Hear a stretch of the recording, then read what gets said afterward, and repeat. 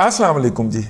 پاکستان کے اندر جو ہے وہ میڈیا سرکس میں جب پاکستان کی فوج نے بذریعہ ISI اور بذریعہ ISPR ایک عدد فورس کھڑی کرنے کا فیصلہ کیا اور بقول میرے خاکسار کے گند ڈالنے کا فیصلہ کیا، تو اس گند کے اندر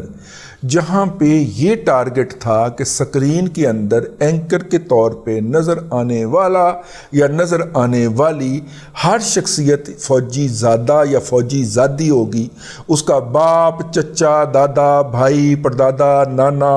خالو، کوئی نہ کوئی کسی نہ کسی کا تعلق پاک فوج کے اسپیشل ادارے ISI یا ISPR بھی نہیں جی، ISI کے اندر ان کا کوئی جب تک رشتہ دار نہیں ہوگا تب تک اس کا NOC نہیں ملے گا.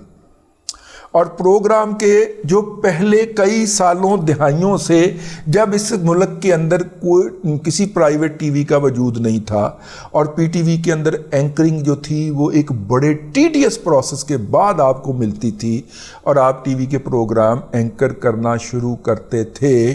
اس پروسیس سے گزر کے آئے ہوئے جو سیزنڈ اینکر تھے ان کو اس بنیاد کے اوپر اٹھا کے سکرینوں سے باہر پھینک دیا گیا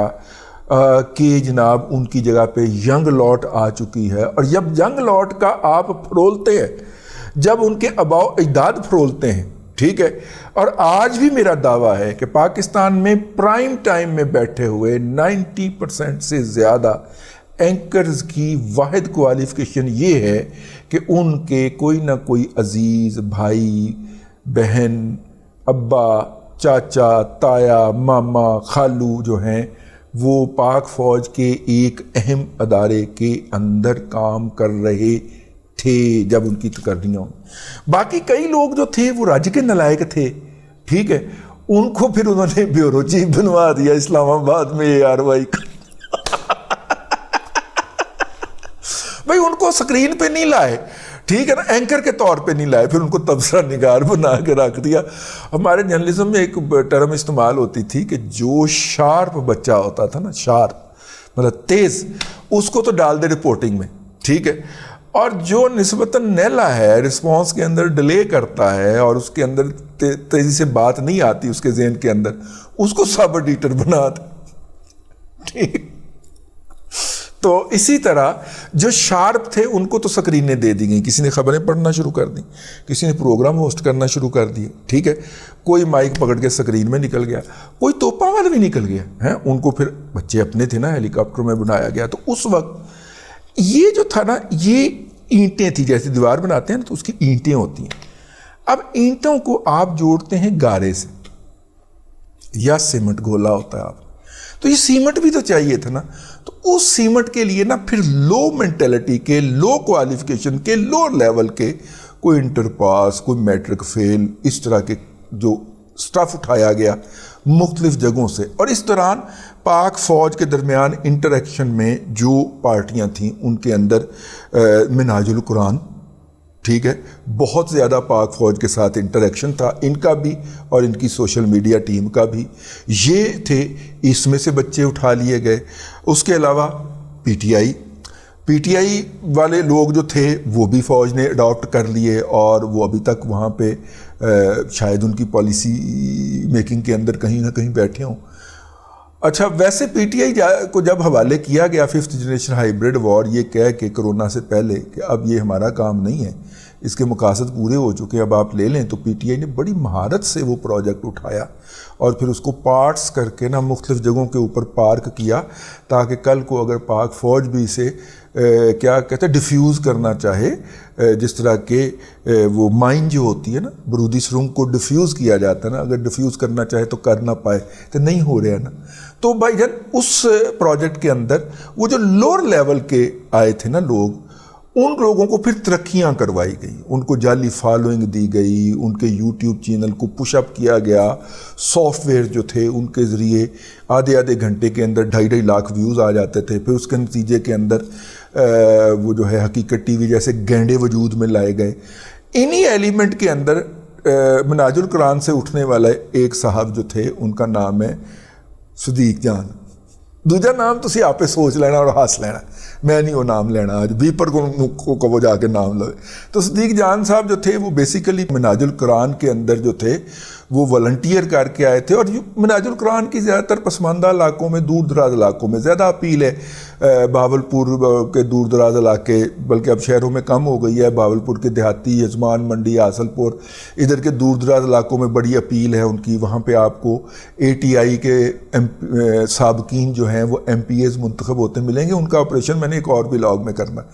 तो वो मुंतखब होते हुए मिलेंगे। इस तरह पंजाब का दूर दराज इलाका जहाँ पे कालीन बाफ़ी जो है वो अभी तक जारी है। कालीन बाफ़ी भी तो एक गुर्बत की निशानी है ना। किसी ज़माने के अंदर लाहौर के निस्बत रोड के ऊपर भी कालीन बाफ़ी की वो खड्डियाँ जिसको कहते हैं वो लगी होती थी। फिर हमने देखा, हमारे बचपन में ही देखते देखते निस्बत रोड से उठ के ये गुजरांवाला और इसके गिरदोनवा में चली गई। फिर वहाँ पे खुशहाली आ गई, कालीन बाफ़ी जो थी वो वायबल ऑप्शन ना रहा। फिर उससे हमने देखा कि ये पंजाब के दूर दराज इलाकों में चली गई। तो अब शायद ये लिया और भक्कर और इस तरह के डिस्ट्रिक्ट्स में बाकी हैं, या पता नहीं बाकी हैं भी, अब हैं भी कि नहीं। कुछ 7-8 साल पहले मैं गया था तो उस वक्त मुझे पता चला था कि वहाँ पे हैं, लेकिन अब जो हैं वो सिर्फ अफ़गान महाजरीन की बस्तियों तक महदूद हो गए हैं, और या फिर अफ़गानिस्तान के अंदर से बनवाते हैं हमारे जो मतलब कि कालीनों के बरामद कुनिंदगान हैं इसको। लेकिन ये खैर जुमला मुतरज़ा आ गया। ऐसे ही आपको मैं अपनी इल्मियत झाड़ने बैठ जाता हूँ कि इकॉनमी के ऊपर मेरी बड़ी नज़र है, लेकिन इसको हट के अब वो सदीक जान साहब जो हैं उन्होंने अपनी टीम मजबूत करना शुरू की। सदीक जान साहब के पास चूँकि पैसा नया नया आया था, तो सदीक जान साहब ने, एक बंदा मेरे नाल भी प्रोड्यूसर हुंदा सी, उन्होंने भी खिंच लिया, और रातों रात बंदा मुझे गालियाँ निकालना शुरू हो गई। प्रोड्यूसर आपको अदारे ने दिया होता है, आपका ज़ाती मुलाजम थोड़ी होता है। लेकिन वो जनाब एक हफ्ते के अंदर उसने चढ़ चढ़ के मेरी पोस्ट पे आना और बदतमीज़ी करनी, फिर मैंने उसको ब्लॉक कर दी। मैंने कहा यार बंदा गुफ्तगू करते हुए कुछ शर्म कर लेता। हम इतना अरसा तुमने पैनल पे बैठ के मेरा प्रोग्राम करवाया और अब तुम ये बातें कर रहे हो। अच्छा, फिर मेरा स्टूडेंट भी रहा हुआ था, खैर सदीक जान का हराम का पैसा जो था उसके अंदर बोलना शुरू हो गया। तो खैर भाई हराम का ही है ना, जाली व्यूज़ के ज़रिए और जाली। अब सदीक जान साहब ने अपना एक ब्लू आइड बच्चा जो है उसको भर्ती करते हैं। सदीक जान साहब पहले उनको वही फोर्सेस जिन्होंने उनको एक घटिया किस्म के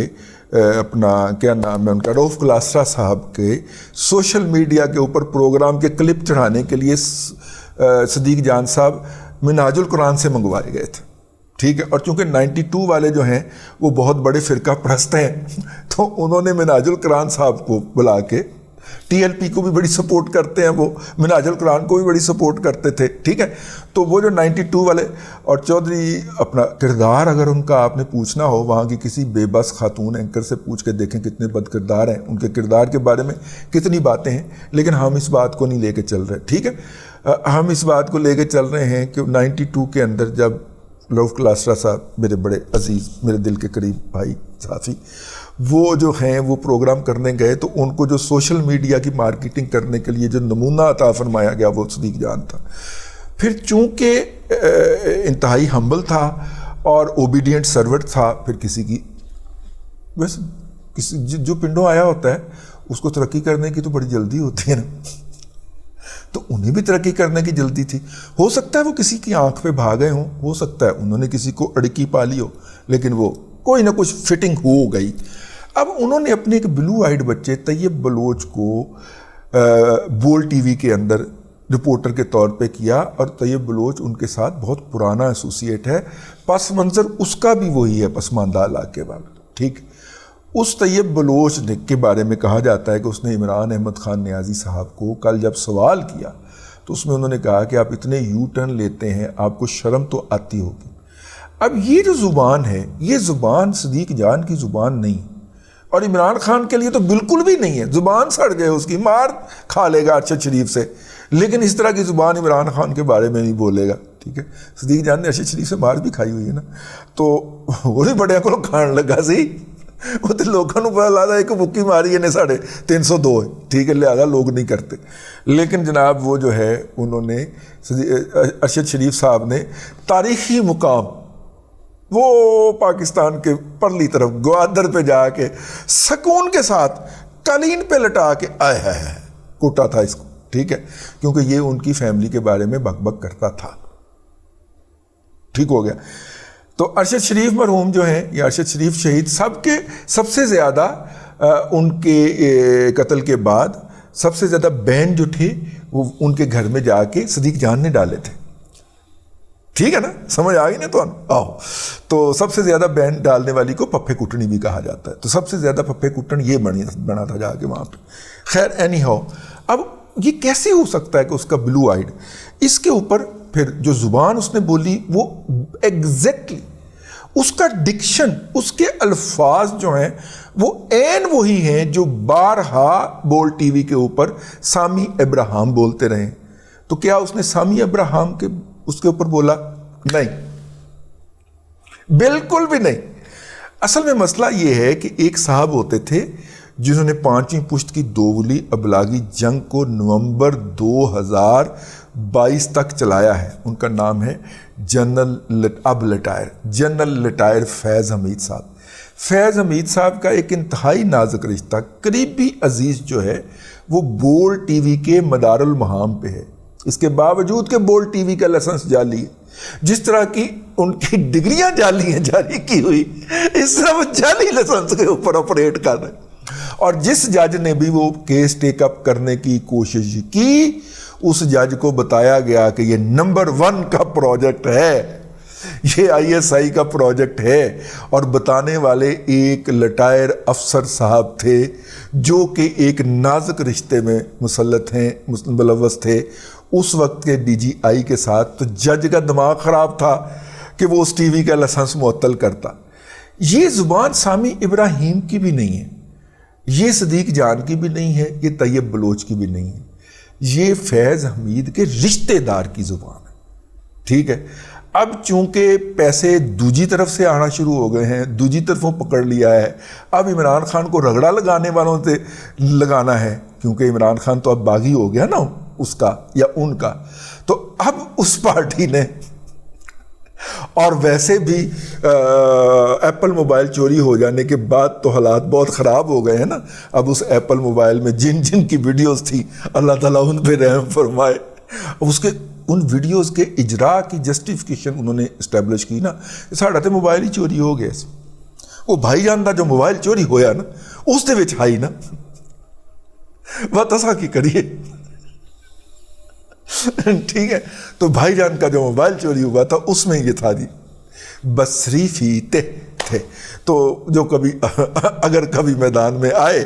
اور اگر کسی نے شکوہ کیا، ورنہ کیڑا مل رہا ہے، کنوں مل رہا ہے، کدوں مل رہا ہے، سانوں کی پتہ۔ تو خیر یہ تھی جی صورتحال۔ میں نے کہا کہ میں آپ کی خدمت میں عرض کر دوں